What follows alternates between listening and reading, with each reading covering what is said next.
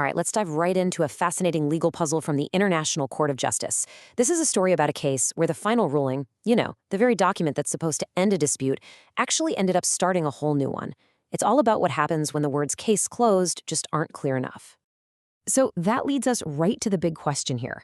How is it even possible for a decision from the world's highest court, which is meant to bring peace, to accidentally create a brand new fight?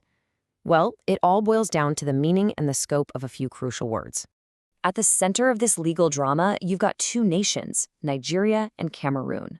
So Nigeria comes back to the court and essentially says, hey, we need you to clarify something you said before. We're not quite sure what you meant. But Cameroon's response? It was pretty blunt. Nope, it's perfectly clear, the matter's closed. So what on earth was this original ruling that caused so much trouble? Okay, let's start by looking at Nigeria's side of things. We really need to get why they took this super unusual step of asking a court to, explain its own final decision. So this whole thing actually goes back to an earlier, much bigger case about the land and sea border between the two countries. Back in 1998, before they even got to the main arguments, the court made a ruling on some initial challenges, what lawyers call preliminary objections.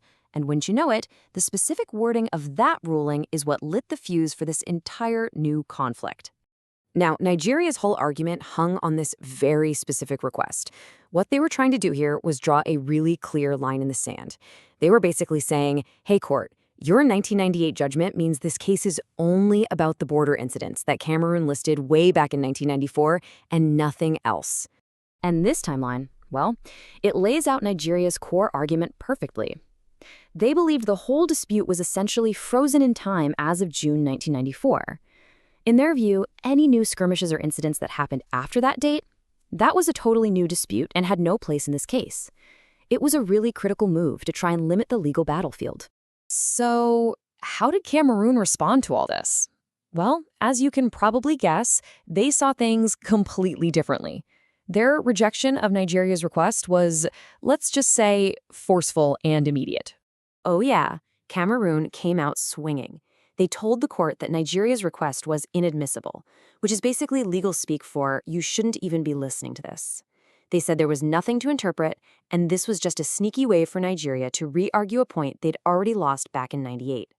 But check out their alternative argument. This is key. They claimed they had the right to use any facts, no matter how recent, to prove that Nigeria's violations were still happening.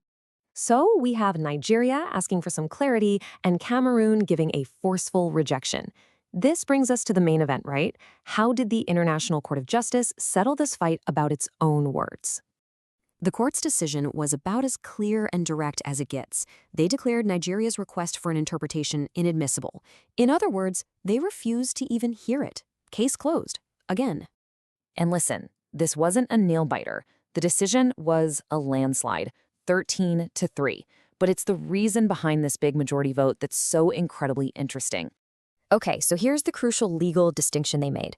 It's all about jurisdiction versus admissibility. The court first asked, can we hear this? And the answer was yes, absolutely. They have the power, the jurisdiction to interpret their own judgments. But then they asked a totally different question. Should we hear this? And that's where they said no. They found the request inadmissible because going down that road would threaten the whole idea of a judgment being final. This entire decision really hinged on a bedrock legal principle called res judicata. It literally means a matter judged. The easiest way to think about it is like a referee's final whistle in a soccer game. Once that whistle blows and the game is over, that's it. You can't come back tomorrow and demand to replay the last 5 minutes. The decision is final, it's binding, end of story. And that, right there, was the court's core logic. They basically looked back at the tapes from 1998 and said, look, we've already been here. We already rejected Nigeria's attempt to box in the facts and incidents Cameroon could use. So, for the court, letting Nigeria have another go at it now would be a direct violation of res judicata. It would just completely undermine the finality of that 1998 judgment. The matter was closed. But wait, the story doesn't quite end there. Remember that 13-3 vote? Well, those 3 judges who disagreed, they wrote their own opinions, and they showed that this case was way more complicated than that final score suggests.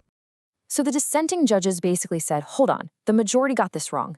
In their opinion, that 1998 ruling was genuinely confusing. They pointed to a really key difference. It's one thing to bring in new evidence, new facts about an old border skirmish. But it's a completely different thing to introduce a whole new skirmish, a new incident that happened years after the case was filed. They felt Nigeria had a totally legitimate reason to ask for clarity. This quote from Judge Karoma's dissenting opinion just nails it.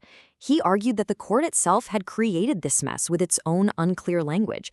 So from his point of view, the court wasn't just refusing to clarify something, it was refusing to fix a problem that it had created, which would probably just lead to more confusion later on.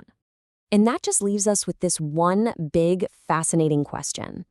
The whole point of this case was to protect the finality of a judgment.